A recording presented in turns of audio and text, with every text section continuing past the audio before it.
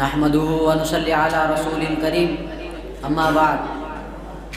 قال الله تعالى في القرآن الكريم وإن كنتم في ريب مما نزلنا على عبدنا فأتوا بسورة من مثله وادعوا شهداءكم من دون الله إن كنتم صادقين صدق الله العظيم مکا فانی مکی فانی ازل تیرا ابد تیرا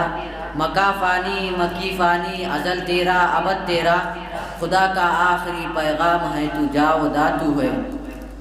جناب صدر، حاضرین جلسہ اور سامعین کرام، میں نے آپ حضرات کے سامنے قرآن پاک کی ایک چھوٹی سی آیت تلاوت کی ہے جس میں حق تعالی شانہ فرماتے ہیں کہ وہ قرآن جو محمد عربی صلی اللہ علیہ وسلم تمہیں پڑھ کر سناتے ہیں، اس کے علوم و معارف تمہارے سامنے بیان کرتے ہیں، اس کی صداقت و سچائی کا اعلان کرتے ہیں، اور تم یہ سمجھتے ہو، تمہارا یہ خیال ہے کہ یہ اسی کا کلام ہے، آسمانی وحی نہیں ہے، میری طرف سے نازل نہیں ہوا، تم میرے حبیب کو جھٹلاتے ہو، اور تم میں سے کہنے والے کہتے ہیں لو نشاء لقلنا مثل هذا، اگر ہم چاہتے تو اس جیسا کلام ہم بھی پیش کر دیتے۔ تو آؤ، تمہارے لیے رستہ صاف ہے، تم بھی انسان ہو، تم بھی اسی خطے کے رہنے والے ہو، طلاقت لسانی میں تمہاری کوئی مثال نہیں، فصاحت و بلاغت کے تم امام ہو، تمہاری ادنا سے ادنا لڑکیاں بھی شعراء و ادباء کے مجلسوں میں کھلبلی مچا دیتی ہے، تم نظر و نثر کے استاد ہو، ماہر فن ہو، اس جیسا کلام پیش کر دو۔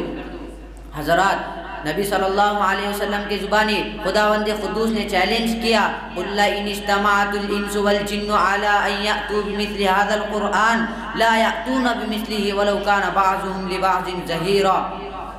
کہ محمد صلی اللہ علیہ وسلم آپ کہہ دیجئے کہ آپ یہ کہتے ہو کہ یہ اسلام کا کلام ہے، کائنات کے تمام انسان اور جنات، تمام مخلوق اکٹھا ہو کر بھی اس جیسا کلام پیش نہیں کر سکتی، چاہے ایک دوسرے کے حامی و مددگار کیوں نہ بن جائے۔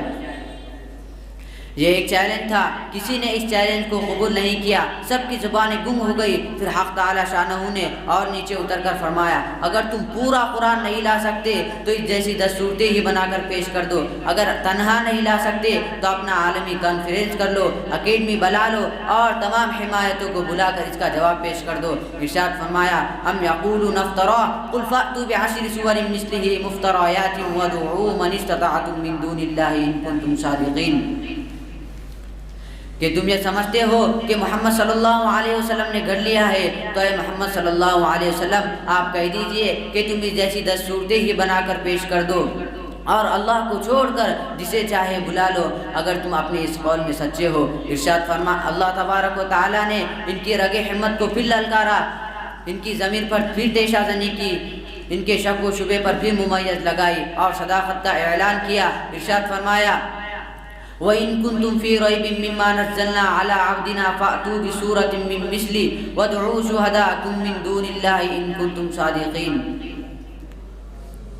اگر تمہیں اس کلام میں ذرہ برابر بھی شبہ ہو اور تم یہ خیال کرتے ہیں کہ محمد صلی اللہ علیہ وسلم اسے بنا کر لاتے ہیں، تو تم اس جیسی ایک ہی صورت بنا کر پیش کر دو، اپنے معبودانہ باطلہ کو ساتھ لے لو اور ان کا تعاون لے کر تمام قوم کو مستمر کر کے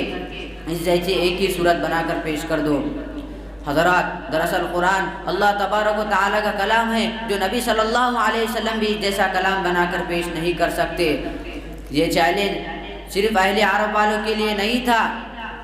بلکہ قیامت تک آنے والے تمام افراد سے متعلق یہ چیلنج آج بھی اہل دانش کو للکار رہا ہے، اور جو قرآن کے خلاف اپنی ناپاک زبان استعمال کرتے ہیں وہ یہ چیلنج قبول کرے اور میدان میں آئے، ان کے لیے رستہ صاف ہے۔ اب میں اپنی تقریر ایک شعر پر ختم کرنا چاہتا ہوں۔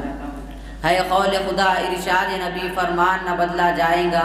ہے قول خدا ارشاد نبی فرمان نہ بدلا جائے گا، بدلیں گا زمانہ لاکھ مگر قرآن نہ بدلا جائے گا۔ وآخر دعوانا الحمدللہ رب العالمین۔